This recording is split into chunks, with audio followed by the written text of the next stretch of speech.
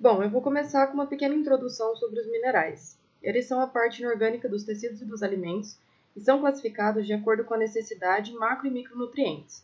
Os macronutrientes eles são exigidos em concentrações maiores do que 100 partes por milhão e os micronutrientes em concentrações menores do que esse valor. Do total de minerais presentes no corpo, o cálcio representa cerca de 46% e o fósforo de 29%. A soma de potássio, sódio, cloro e magnésio representa quase 25%, enquanto os microminerais constituem menos do que 0,3% do total.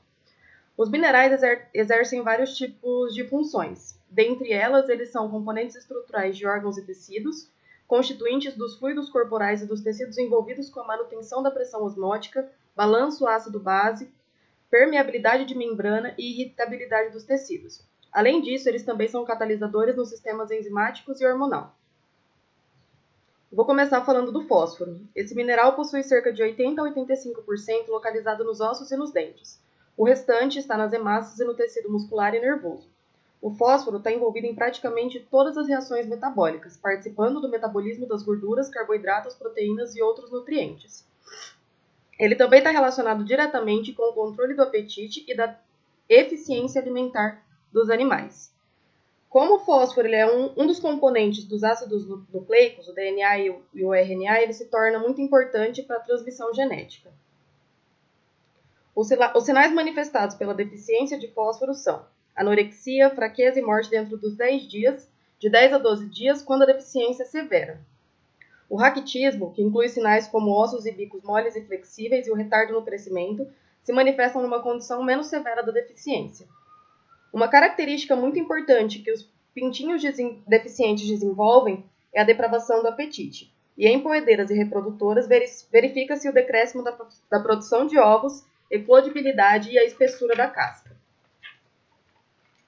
Baixos níveis de fósforo, geralmente para a poedeira, pode não prejudicar a qualidade dos ovos, mas afeta as características de desempenho.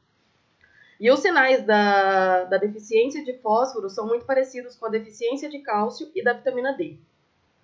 O diagnóstico é feito através dos sinais clínicos e da mensuração de fósforo inorgânico no soro e na proteína transportadora de cálcio renal. E o tratamento, como em todas as outras deficiências, é a suplementação. O potássio. O potássio ele representa aproximadamente 0,3% da matéria seca do corpo. E 2/3 encontra-se na pele e nos músculos. Diferente do sódio, o principal eletrólito de fluido extracelular, o potássio está presente primariamente dentro das células. O potássio é a principal base nos tecidos e células do sangue, tendo um papel muito importante no balanço ácido-base. Ele também é muito importante no transporte de oxigênio e dióxido de carbono, na transmissão de impulsos nervosos para as fibras musculares e na própria contratilidade do músculo, além de participar como ativador ou cofator de vários sistemas enzimáticos. A deficiência de potássio resulta em retardo no crescimento, alta mortalidade, queda na produção e peso de ovos e espessura da casca.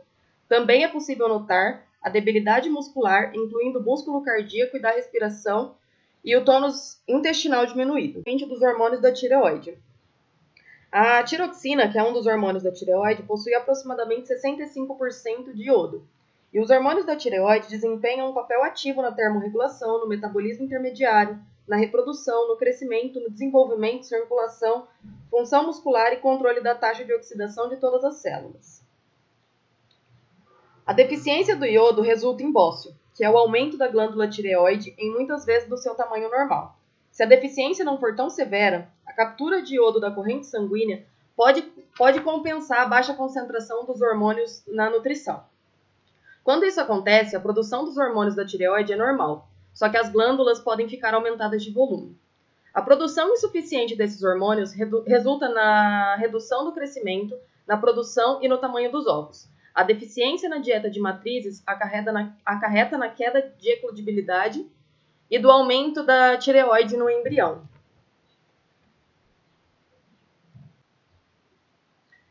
Vou falar sobre a deficiência de manganês. O manganês participa da ativação de várias enzimas e é essencial para o desenvolvimento da matriz orgânica dos ossos, atividade reprodutiva, metabolismo dos lipídios e carboidratos, sistema imune, integridade celular e função cerebral. A perose é frequentemente observada em aves com deficiência de manganês.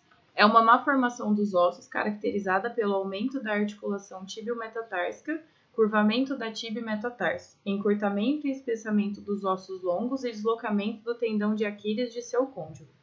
Essa condição pode ser uni ou bilateral, e as deficiências de colina, biotina e de algumas vitaminas do complexo B estão envolvidas na indução de perose, a qual pode ser severamente agravada por alta ingestão de cálcio e fósforo. A perose dificulta a locomoção das aves. A deficiência de manganês na dieta de matrizes causa uma condição no embrião conhecida como condrodistrofia nutricional, caracterizada por alta mortalidade, edema, comprometimento ósseo e do crescimento. Tanto em poedeiras como em matrizes, verifica-se queda na produção de ovos, decréscimo na eclodibilidade, aumento na incidência de ovo com casca fina e sem casca por comprometimento da estrutura da casca. Em aves jovens, ocorrem manifestações nervosas como ataxia, caracterizada pela postura de olhar fixamente para cima, olhar para as estrelas, semelhante ao observado na deficiência em selênio causa distrofia muscular, com áreas brancas de degeneração em músculo esquelético.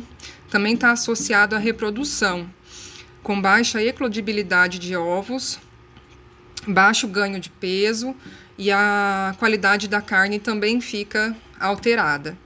Também pode causar miopatia cardíaca, miopatia da moela e diatese exudativa. O selênio está intimamente ligado à vitamina E na proteção das membranas biológicas, da degeneração oxidativa e com outros oxidantes na formulação práticas de dietas. Ele é como se fosse uma segunda linha de defesa, destrói os peróxidos antes que causem danos às membranas. Cobre. Sinais clínicos da deficiência: aneurisma, deformidade óssea, elastina reduzida e diminuição de hemácias. Tratamento. O tratamento está incluído o fornecimento de ração balanceada com todos os níveis de aminoácidos e vitaminas exigido pela espécie. E só é reversível essa carência com o fornecimento de aminoácidos.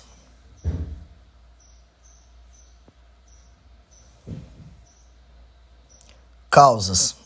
Na causas está incluído anemia, aumento do coração, despigmentação das penas e incidências de ovos sem casca.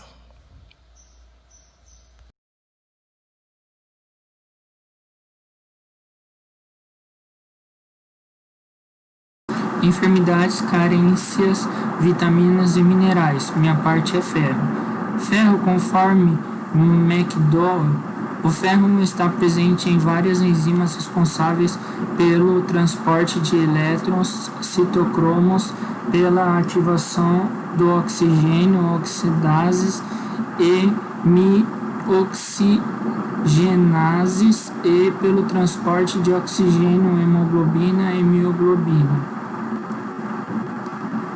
O sistema citocromo é uma da série de reações nas quais ocorre a oxidação com produção de ATP e formação de água.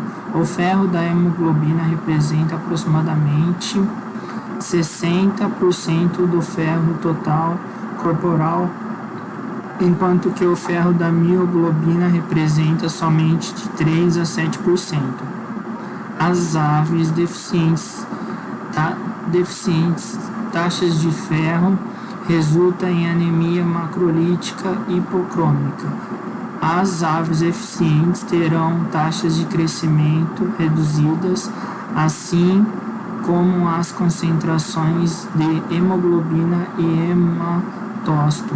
A pigmentação das penas não ocorre quando as aves coloridas estão deficientes de algumas metaloenzimas tais como superóxido dismutase, anidrase carbônica, álcool desidrogenase, carboxipeptase, fosfatase alcalina, DNA, RNA, polimerases com efeitos nos metabolismos dos carboidratos, lipídios, proteínas e ácidos nucleicos.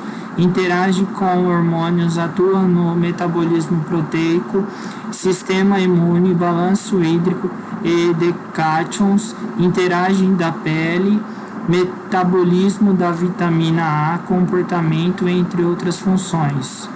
De acordo com McDonald, o elemento está presente em mais de 70 enzimas. O local de absorção de zinco em animais monogástricos e o intestino delgado, e nos ruminantes é no rumen. A principal via de excreção é pelo fígado através das fezes, com pequenas quantidades eliminadas pela urina, onde a quantidade de zinco endógeno excretada pelas fezes é influenciada pelas necessidades do animal. A principal forma de armazenamento do zinco é como melatonina no fígado. Sua síntese é induzida pela presença do elemento no fígado. Funções do zinco. O zinco tem função relacionada em sistemas enzimáticos envolvidos com o metabolismo dos ácidos nucleicos, síntese de proteínas e metabolismo de carboidratos. Em tecidos com rápido crescimento, a deficiência do zinco reduz a síntese de DNA e RNA, impedindo a divisão e o crescimento celular. O zinco é componente da timosina, hormônio produzido pelas células do timo que regula as células imunomediadas. O zinco participa da produção, armazenagem e secreção de hormônios, bem como ativador de receptores e respostas de órgãos.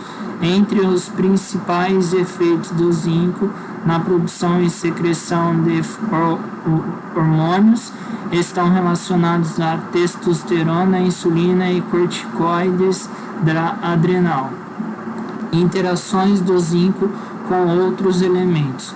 A absorção do zinco pode ser feita pela interação exercida por outros elementos, como ácido, cobre e ferro. Porém, a sua absorção pode ser favorecida pelo magnésio, fosfato e vitamina D. Sinais de deficiência de zinco. A maioria dos sinais clínicos apresentados pelos animais com deficiência de zinco estão intimamente relacionados com a função deste elemento nas DNA e RNA polimerases e seu papel na replicação e diferenciação celular. Em aves, a deficiência de zinco atrasa o seu crescimento, promove falhas no empenamento com locais sem penas ou com penas arrepiadas. Os ossos longos das pernas e asas estão mais curtos e mais espessos que o normal, podendo a articulação estar aumentada de volume. Essas anormalidades nas penas são conhecidas por síndrome do jarrete inchado. Também ocorre perda de apetite, reduzida eficiência alimentar e, em casos severos, morte. Observam-se severas lesões na pele, com dermatite nos pés, penas e ao redor dos bicos. A pele das aves evidencia hiperkeratose e espessamento da epiderme. A queratinização frequentemente atinge o folículo da pena, resultando em atrofia e fibrose. Dietas de poedeiras e matrizes deficientes em zinco resultam em queda na produção de ovos e na taxa de eclosão. Obrigado.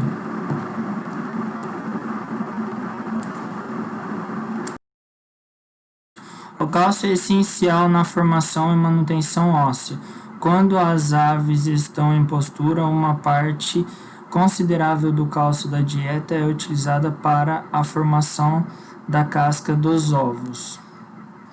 Outras funções do cálcio incluem participações na coagulação sanguínea, ativador e estabilizador de enzimas, contração de músculos esqueléticos e cardíaco, permeabilidade de membranas, excitabilidade neuromuscular, determinando o desempenho normal das aves. A utilização tanto do cálcio como do fósforo depende da presença da vitamina D3 e a deficiência de ambos resulta em sintomas similares àqueles encontrados na deficiência da vitamina D3. O raquitismo é uma das formas clássicas de debilidade das pernas que ocorre em função de uma incomum desmineralização óssea cuja causa definitiva é a deficiência do cálcio. Os sinais característicos do raquitismo são ossos e bicos moles e flexíveis. Verifica-se com frequência a presença de nódulos nas costelas, na porção que se articula com as vértebras, rosário ráqutico. As aves severamente afetadas aparentam caminhar com dor quando forçada ao movimento. À medida que a condição progride, as penas tornam-se arrepiadas. Em lotes não tratados, observa-se que a morbilidade pode alcançar 100% e a mortalidade 50%. O raquitismo pode ocorrer em qualquer idade, porém é o mais comum em aves jovens, de 7 a 14 dias. Segundo Lenson, o diagnóstico diferencial de raquitismo provocado por deficiência de cálcio, fósforo e vitamina D3 ou pelo excesso de cálcio que induz a deficiência de fósforo pode ser realizado com base nos níveis de fósforo sanguíneo e na atividade da paratireoide. Outra condição relacionada com a deficiência de cálcio e imobilidade dentro do ambiente da gaiola é a fadiga de gaiola ou fadiga da galinha em gaiola. As galinhas apresentam dificuldade de permanecer em pé e normalmente se posicionam na parte traseira da gaiola, dificultando sua alimentação. As aves mortas podem estar desidratadas e edemaciadas. As costelas podem apresentar engrossamento e deformidades, sendo que a lesão mais característica é a redução da densidade dos ossos medular e longo, tornando-os delgados e quebradiços. A paralisia da ave normalmente ocorre em função da fratura da quarta ou quinta vértebra torácica, causando compressão e degeneração da medula espinhal. Quando as aves são alimentadas com níveis adequados de cálcio, fósforo e vitamina D3, permanecendo ou não nas gaiolas, a recuperação se dará em 2 ou 3 semanas. O excesso de cálcio na ração prejudica a disponibilidade de outros minerais, além de afetar negativamente a ação da fitase. Obrigado. Bom, para concluir tudo o que a gente disse até aqui, as enfermidades por deficiências nutricionais elas podem ser indicadas por desordens na pele, no empenamento, nos músculos, nos ossos, nas articulações, no sistema nervoso, no sistema sanguíneo e muitos outros. O diagnóstico pode ser feito, na maioria das vezes, pelas dosagens séricas dos componentes, só que os sinais são inespecíficos e muitas vezes são comuns a diversos tipos de deficiência. O tratamento deve ser feito com correções na dieta, porém o mais indicado é que a dieta seja formulada de maneira correta, visando atender todas as necessidades nutricionais desses animais. Bom, como o tempo foi curto, a gente procurou resumir ao máximo e trazer só as partes mais importantes para o trabalho. A gente tinha muitos nutrientes para falar, então a gente dividiu o grupo da seguinte forma. A Bianca ficou com a vitamina K, B12 e colina, a Kelsen ficou com a vitamina A, D e E, a Luciana ficou com o magnésio, manganês e a niacina, o Luiz ficou com a vitamina C, B2 e cobre, o Murilo ficou com cálcio, zinco e ferro, a Natália ficou com fósforo, potássio e iodo, a Tatiana ficou com o ácido pantotênico, a biotina e o selênio, e o William ficou com a vitamina B1 e a vitamina B6. Muito obrigada pela atenção.